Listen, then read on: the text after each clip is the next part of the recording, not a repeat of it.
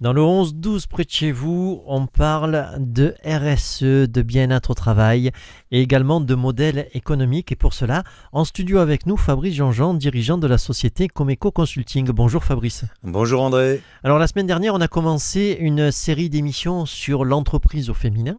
Oui, tout à fait. Aujourd'hui, je voudrais qu'on aborde un sujet, un axe différent, à savoir la RSE, qui est votre cœur de métier, et l'entreprise au féminin. Tout à fait. Alors ça me fait plaisir parce que on a évoqué effectivement la semaine dernière l'entrepreneuriat au féminin, leur faculté on va dire, à mieux gérer une entreprise. C'est peut-être un peu cru, un peu direct, un peu dur pour mes collègues masculins de dire qu'une femme sait mieux gérer une entreprise qu'un homme. Et disons qu'il y a ce que j'aime, puisque je côtoie beaucoup de femmes dans le monde de l'entreprise, beaucoup de chefs d'entreprise. Je dis chef au féminin, bien évidemment, puisque la chronique leur est une nouvelle fois dédiée.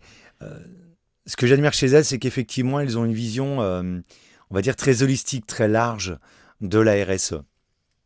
Alors, pas besoin d'évoquer spécialement à chaque fois le côté mère de famille, mais c'est vrai qu'elles ont une attention toute particulière. Elles ont véritablement une vision plus généraliste, plus globale du monde qui les entoure, et notamment celui de l'entreprise. Et je les trouve, du coup, économiquement parlant, plus responsables. En fait, les femmes, il faut le dire, elles ont un ego moins surdimensionné que celui des hommes. Oui, tout à fait. On en parle souvent, effectivement. J'en connais quelques-unes, elles sont quand même pas mal. Mais c'est vrai que de ce côté-là, oui, elles sont quand même beaucoup plus à l'écoute. Elles ont une faculté d'être en retrait par rapport à nous. Alors peut-être aussi parce qu'on est dans une culture latine où on veut que l'homme soit fort, qu'il prenne les devants, qu'il aille à l'avant. Donc forcément, dans ces cas-là, on y va et puis on a un peu de mal à écouter. La femme est habituée dans la culture, à tort ou à raison, je ne sais pas, mais d'être plus en retrait. Et ce qui fait qu'elles ont une vision qui est beaucoup plus intéressante. Elles vont être effectivement beaucoup plus à l'écoute de l'aspect humain et beaucoup plus à l'écoute, je trouve, du monde qu'on va laisser pour nos enfants, comment on va prendre conscience des matières premières. Elles sont plus à l'écoute sur le fait qu'on a une vie de famille autour. Je connais beaucoup de chefs d'entreprise, de femmes chefs d'entreprise qui sont toutes seules, qui n'ont pas beaucoup de soutien de la part de leur conjoint, voire qui se retrouvent seules avec 2 enfants à la maison, voire plus. Et ça ne les empêche pas. D'ailleurs, il y a une étude qui a été menée à l'échelle mondiale et qui a démontré que, par exemple, en Afrique, 80% des TPE étaient faites par des femmes.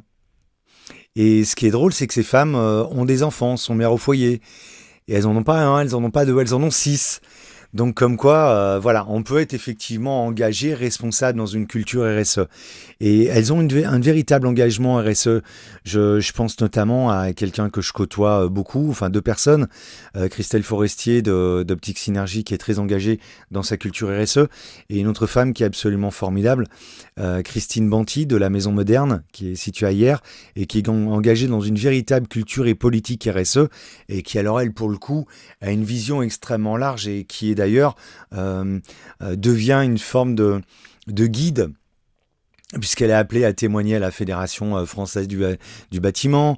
Elle est amenée à témoigner, on va faire un atelier d'ailleurs prochainement, une conférence pour les femmes du bâtiment, les femmes chefs d'entreprise du bâtiment et le réseau femmes chefs d'entreprise. Voilà, il y a ce côté-là pour elle, quand on discute de RSE avec une femme chef d'entreprise, il y a une forme d'évidence qui est en place.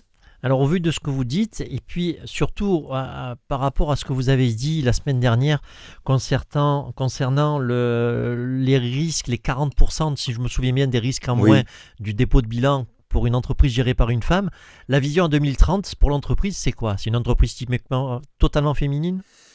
Alors je dirais pas totalement féminine parce que en toute chose il faut un équilibre, d'accord ?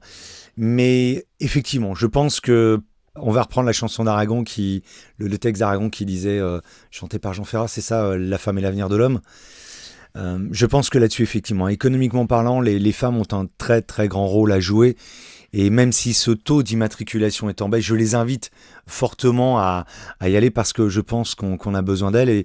Et mon souhait profond, effectivement, que la vision de l'entreprise de 2030 soit portée par une vision féminine.